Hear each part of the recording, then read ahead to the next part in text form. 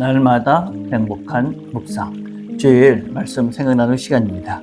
우린 주일에 요한복음 13장 1절에서 15절을 가지고 사랑으로 세우다 하는 말씀을 함께 나눴습니다.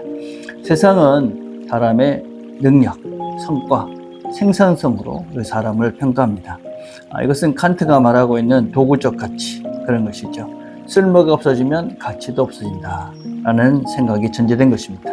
사단도 사람을 끝없이 도구화하고 하나님조차도 도구화하게 만드는 것이 사단의 전략입니다.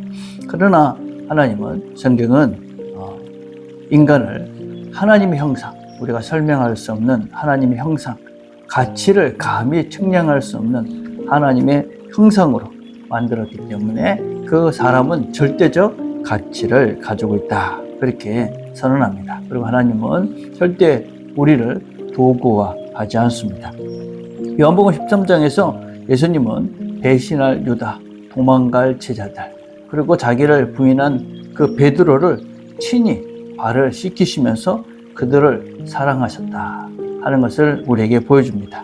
그들의 능력이나 그들의 충성 때문에, 그들이 뭔가 잘할 수 있을 것이라는 것 때문에 그들을 사랑하고 그들의 발을 씻긴 것이 아닙니다. 단지 자기 사람으로 하나님 관계 안에서 하나님과 함께하는 사람들이기 때문에, 하나님이 주신 사람들이기 때문에 그를 사랑하고 그들을 섬깁니다.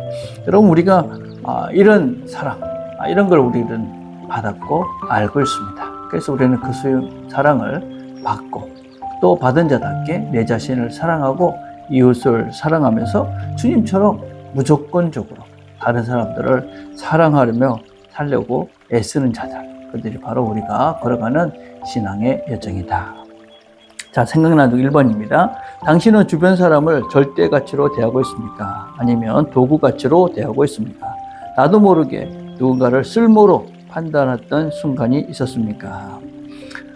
우리는 솔직하게 이 질문 앞에 서면 우리는 이 두 가지 가치로 사람을 대했다 하는 것을 알 수 있습니다. 우리는 입으로 사람을 존중한다 하지만 실제 관계들 속에서는 이 사람이 나에게 얼마나 쓸모가 있는가 하는 것들을 생각할 때가 종종 있습니다.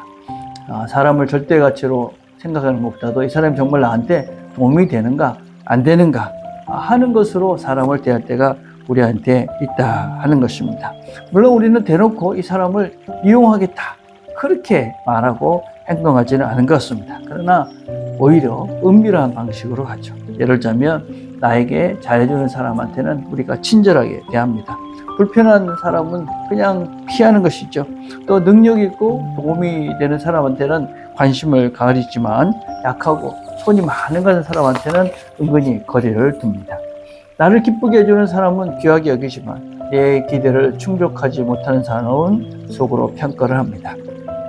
이럴 때 우리는 한 사람을 인격, 하나님이 만드신 귀한 형상으로 보기보다는 내 삶에 어떤 기능을 하는 존재로 사람을 평가하는 것이죠. 이것은 단순한 사람을 도구가치로 평가하는 것이 아니라 타락한 인간의 본성, 사단의 도구가 되어져 있는 우리의 타락한 죄성 때문이다 라고 할 수 있습니다. 죄는 하나님을 하나님으로 대하지 않는 것뿐만 아니라 사람도 그렇게 온전한 하나님의 형상으로 대하지 못하게 합니다. 사랑 대신에 어떻게 사용할까? 존중 대신에 어떻게 나한테 이익이 될까? 또 만남 대신에 어떻게 이 사람을 통해서 내가 유익을 얻을까? 이렇게 생각하면서 사람을 만나는 것이죠. 여러분, 우리는 이런 나를 알고 먼저 고백해야 됩니다. 나는 사람을 자주 이렇게 이용해왔다. 그런 나를 인정하고 그런 나에 대해서 처절하게 반성하고 회개하는 것이 먼저 필요합니다. 사실은 이렇게 되는 이유가 무엇일까요? 그렇게 하는 이유는 무엇이냐면 내 자신이 어떤 인정 중독, 성과 중독, 관계 중독 이런 것에 빠져있기 때문에 그렇죠. 그것은 내가 이 하나님이 나를 무조건 사랑하신다는 그것을 내가 제대로 알지 못하기 때문에 그 다른 존재로부터 내가 자꾸 이런 인정을 받고 뭔가 다른 사람들로부터 내 성과를 인정받으려는 욕구가 내한테 있기 때문에 타인을 자꾸 내 결핍의 수단으로 삼기 때문에 다른 사람들을 도구하는 것이다 라고 할 수 있습니다. 그래서 먼저 우리는 이런 다른 사람들을 존귀 여기고 도구화시키지 않기 위해서는 내가 하나님의 사랑받는 존재다. 그것으로 나는 충분히 이 땅에서 가치 있는 존재다. 라는 것에 대한 분명한 확신과 분명한 하나님에 대한 그런 믿음이 있을 때 우리는 이런 다른 사람들을 도구하지 않고 우리도 주님처럼 다른 사람을 절대적 가치로 살아가며 살 수 있게 되어집니다. 그래서 먼저 우리는 하나님으로부터 사랑받는 존재다 라는 것을 기억하고 어쩌든지 다른 사람을 이 사랑으로 대하려고 애쓰면서 살아가는 것이 우리다 하는 것입니다. 자, 2번입니다. 예수님이 유다의 발을 씻기셨다는 사실이 당신에게는 어떻게 다가옵니까? 나는 나를 상처 입힌 사람 혹은 나를 실망시킨 사람에게 어떤 마음을 품고 있습니까? 요한복음 13장은 예수님은 단지 제자들의 발을 씻긴 것이 아닙니다. 자신을 배신하고 도망갈 그리고 자신을 가른 유다의 발까지도 씻었습니다. 여러분, 예수님이 유다가 어떤 일을 할지 모르고 씻긴 것이 아닙니다. 아셨습니다. 그럼에도 불구하고 그의 발을 씻기십니다. 이 장면은 우리에게 몇 가지 아주 중요한 원리들을 가르쳐줍니다. 예수님의 사랑은 상대의 자격에 근거하지 않는다. 우리는 보통 나를 사랑하고 사랑할 만한 그런 뭔가 있는 사람만을 우리는 사랑합니다. 그러나 예수님의 사랑은 이런 상대적인 자격, 또 미래의 어떤 충성도 그런 것에 따라서 결정하지 않습니다. 여러분, 유대가 배신할지라도 나는 사랑하는 자의 행동을 한다. 사랑이 어떤 감정이 아니라 하나님을 사랑하기에 하는 의지적 행동이다. 쉽지 않은 것입니다. 아주 어려운 것입니다. 그러나 예수님의 사랑은 이런 것이다. 이런 사랑으로 나를 사랑하신다. 두 번째는 발을 씻기셨다. 그것은 배반을 가리켜 여긴 것은 아닙니다. 여러분, 그 죄를 예수님이 가볍게 여겨서 이건 아무것도 아니다. 그런 것이 아닙니다. 사실 유다의 발을 씻기시면서 주님의 마음은 아프셨을 것입니다. 근데 주님이 그 유다의 발을 씻기시면서 어떤 마음이었을까? 그것은 너의 죄가 너를 인간 이하의 존재로 그렇게 살아가게 하는 것을 나는 방치하지 않겠다. 어쩌든지 내 사랑으로 너를 새롭게 만들고 싶다. 라는 주님의 간절한 마음이 담겨져 있는 것이지, 여러분 발을 씻겨져 있다고 해서 그의 죄가 아무것도 아니다. 그런 것은 아니다 하는 것입니다. 여러분, 우리가 죄는 묘해입니다. 그러나 여전히 우리는 그 사람을 귀하게 여기려는 사랑하려는 마음을 포기해서는 안 됩니다. 세 번째, 예수님의 사랑은 관계의 성공에 달려있지 않다는 것입니다. 예수님은 가룟 유다의 발을 씻기셨지만 가룟 유다는 결국 돌아섰고 배신했습니다. 어떤 그 사람과 내가 사랑하기 때문에 어떤 특별한 결과가 있을 것이다. 그래서 내가 사랑한다. 그런 것이 아닙니다. 우리가 사랑한다고 해서 상대가 바뀌거나 회개할 것이다. 그렇지 않을 수도 있다 하는 것입니다. 그럼에도 예수님은 사랑합니다.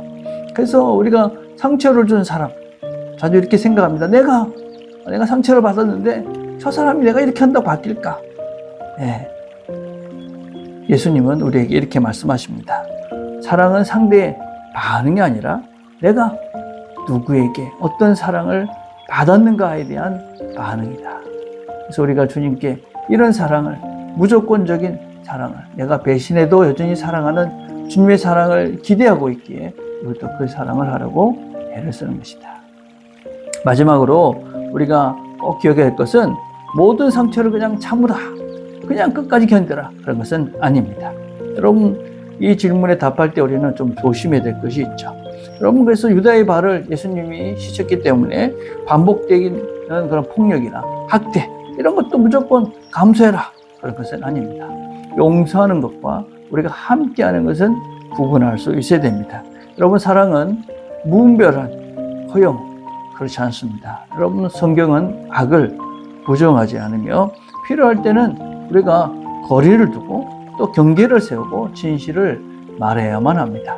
끝까지 나를 학대하고 나를 무시하고 이런 사람을 그냥 두는 것은 사실은 악을 더 행하도록 방치하는 것입니다. 그것은 나에게도 너에게도 유익하지 않기 때문에 우리는 그 사람과 거리를 두고 그 사람을 어떤 면에서는 바르게 하기 위해서 바른 길을, 올바른 길을 선택할 수 있도록 그를 도와주어야만 합니다.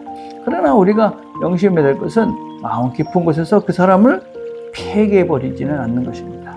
사랑하는 것을 포기하지 않는 것이죠.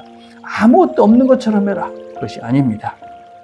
여전히 그 사람을 위해서 기도하되, 그러나 그 사람이 더 망가지지 않도록, 방치되지 않도록, 그 사람이 더 악인이 되지 않도록 적절한 거리와 또 적절한 대처를 하는 것은 우리에게 반드시 필요한 지혜다 하는 것입니다.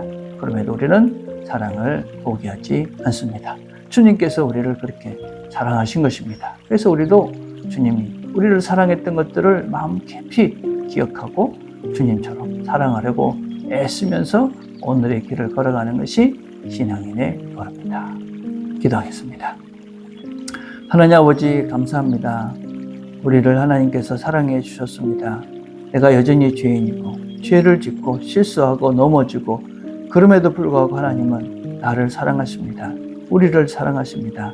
우리가 이 사랑을 기억하고 우리도 주변의 사람들을 아무런 조건 없이 도구적으로 사람을 생각하는 것이 아니라 존귀하게 존중하며 사람들을 바르게 사랑하며 살아가는 우리 모두가 되도록 은혜를 베풀어 주시옵소서. 예수님의 이름으로 기도드립니다. 아멘.